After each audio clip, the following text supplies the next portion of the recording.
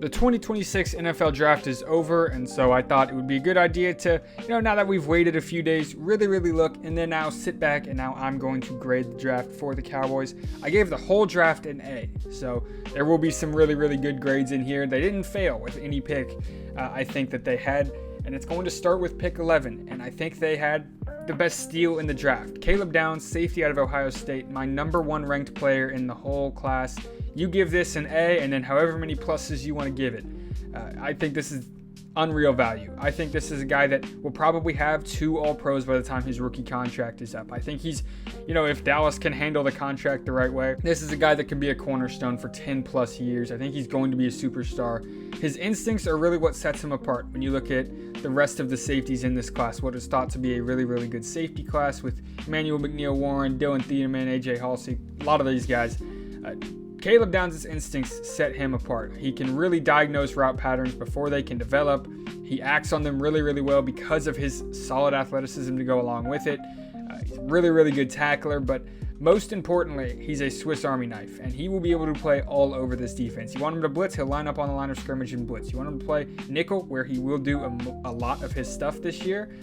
He can do that, and he can, I think, will be able to erase tight ends. He'll be able to cover running backs out of the backfield. Whatever you need him to do, he'll be able to do in the nickel. You want him in the box playing a traditional linebacker role. Yeah, he's really good against the run. He can do that. And when you have somebody who's that good against the run, it makes stopping the run with, 4 guys on the line of scrimmage really easy because of Caleb Downs. And also, I think you're going to see him play in that split field safety look that Christian Parker's going to run a lot of the time. They have a plethora of safeties they can put up top, whether it be PJ Locke, Malik Hooker, Jalen Thompson. They have a lot of bodies now that can play in that split field safety look, and I think that can excel in that look. So Caleb Downs, A++ grade. Amazing pick, my number 1 ranked player in the class. I could not have been happier when they took him. At pick 23, the Dallas Cowboys took Malachi Lawrence, edge rusher out of UCF.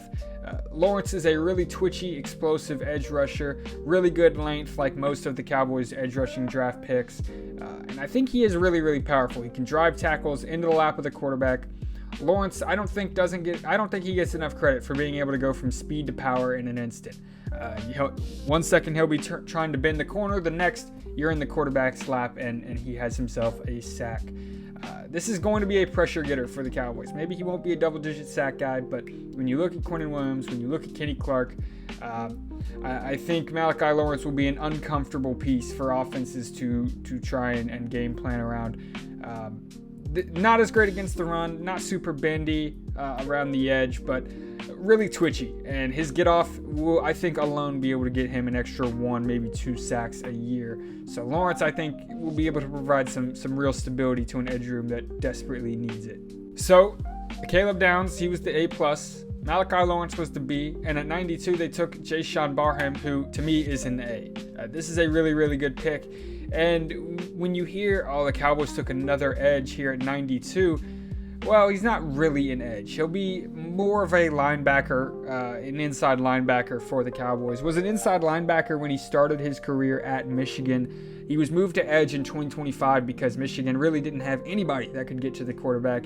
I put in my notes, he's an edge linebacker hybrid, and in this role, I think he really could be like a Zach Bond. Will he be an All-Pro in year 1? Probably not. I think this is a poor man's Arvell Reese, though. Twitchy, athletic, he has good play strength.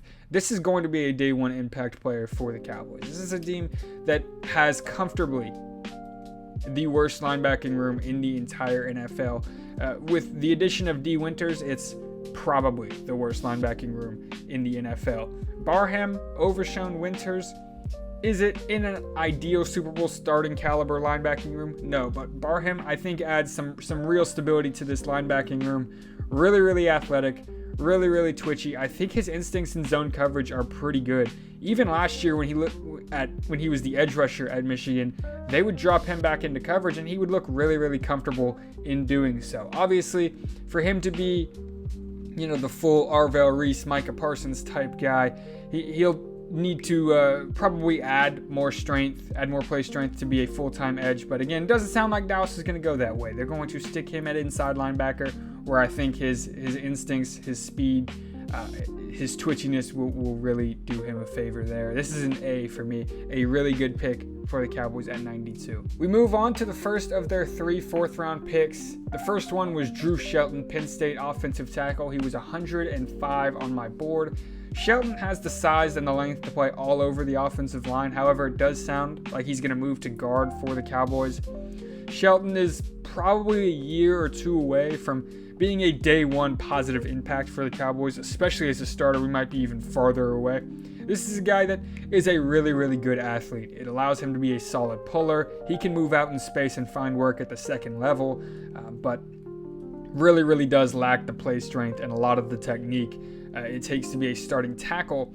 So with the news that Dallas is probably going to move him to guard, I think your pecking order when it comes to backup offensive linemen will be TJ Bass, and then I think it will be Drew Shelton. I think he's going to take over that Brock Hoffman role, who obviously left for Pittsburgh.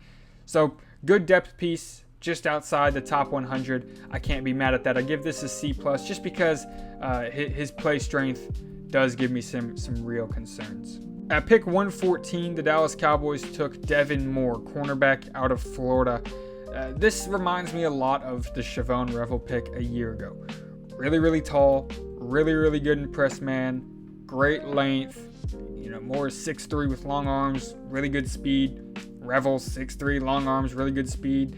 Unfortunately, also another similarity, massive injury concerns. He's not been able to stay on the field at all in college. He played double-digit games one time in his career, which was last year, but didn't commit any penalties over the last 2 years. And, Dallas, how nervous they get around, these guys with injury concerns.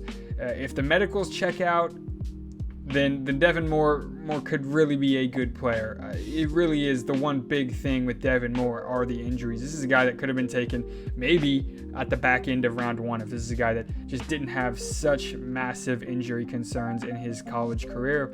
And when you look at the positive, let's say Devin Moore stays healthy, you get a tall physical duo of Revel and Moore on the outside. I think it could shock a lot of people, but for Devin Moore, his big thing this year is going to be stay healthy. I'm going to give this grade an A just because fourth round, the upside feels unlimited for what Devin Moore could be.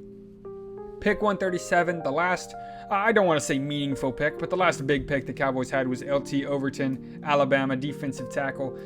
He was 123rd on my board. He does concern me a little bit with some tweener possibilities. Maybe he's too big to play edge, but too small to play, on the interior. I think he, will probably end up being around the same build as Oso Digizua. I think he's going to eat a lot of those Oso Digizua snaps up.